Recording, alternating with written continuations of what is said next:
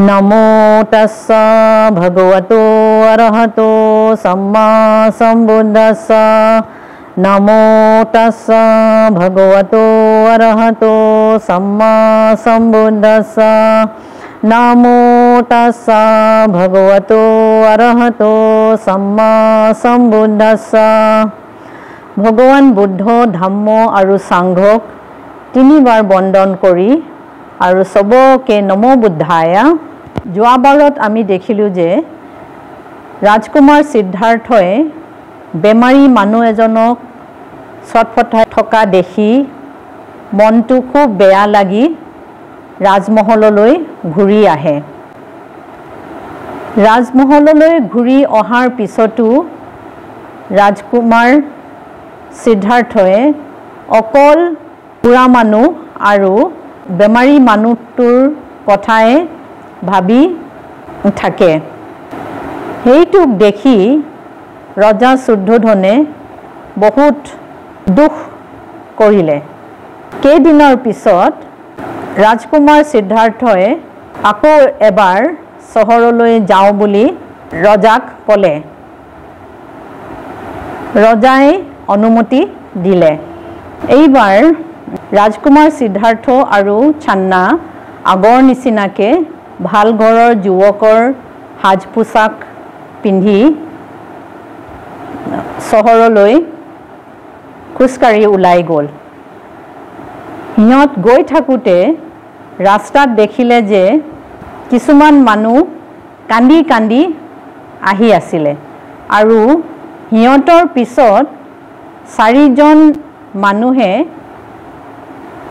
एटा तक्तार उपरत क्षीण मानुह एटा लई आहि आसिले हेइ क्षीण मानुहजन अकनो लरचर करा नासिले आरु कोनो आवाज दिया नासिले राजकुमारे हिहतक चाइ थाकुते देखिले जे एइ मानुहबुरे अलप दूरत गई हेइ तक्ताटुर परा मानुहजनक लई एठाक खरीर उपरत थৈ दिले तार पिছত हेइ खरीखिनि जलाई दिले हेइटु देखि राजकुमार सिद्धार्थय थतमत खाई गल आरु हुधिले केले हेइ मानुहजन एको मात दिया नाइ हिहतक तेওক जलाबलै किय अनुमति दिसे छान्ना कि होइसे एबुर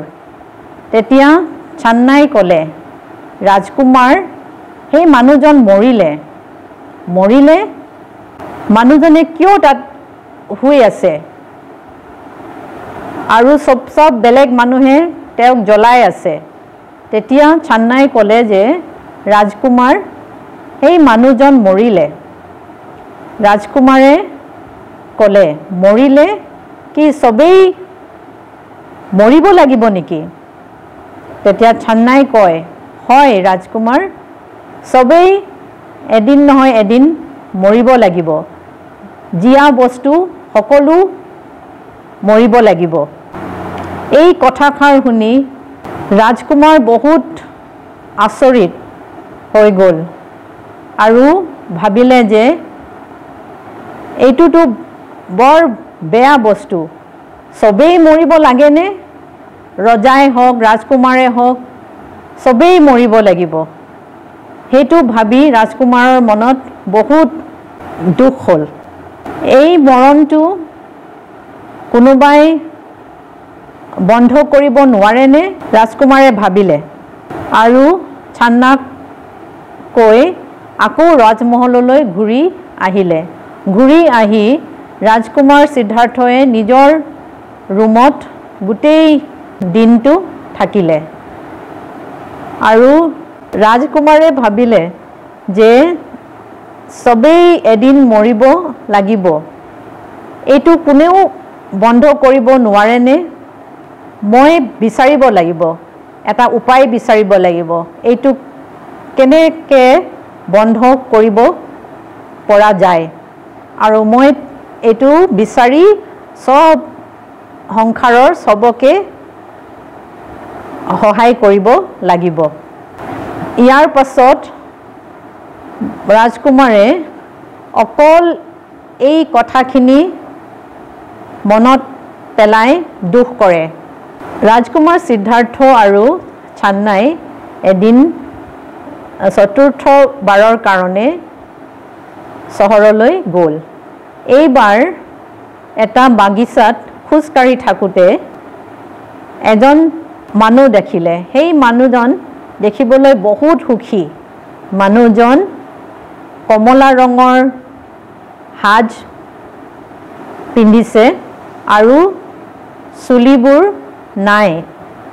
সেই মানুহজনক দেখি ৰাজকুমাৰ সিদ্ধাৰ্থয়ো বহুত সুখী হ'ল আৰু ৰাজকুমাৰ সিদ্ধাৰ্থয়ে সেই মানুহজনক দেখি চান্নাক সুধিলে, এই মানুহজন কোন হয়?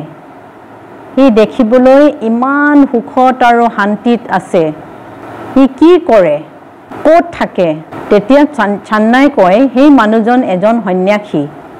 মানুহজন মন্দিৰত থাকে আৰু জীৱিকাৰ কাৰণে ঘৰে ঘৰে যায় আৰু মানুহবোৰক কেনেকুৱা সুখত থাকিব লাগে আৰু ভাল মানুহ হ'ব লাগে এই কথাবোৰ বুজাই দিয়ে। এইটো শুনি ৰাজকুমাৰ সিদ্ধাৰ্থই ভাবিলে, ময়ো এনেকুৱাই হ'ব লাগিব। সেইটো কৈ মনত খুব ফূৰ্তি হ'ল।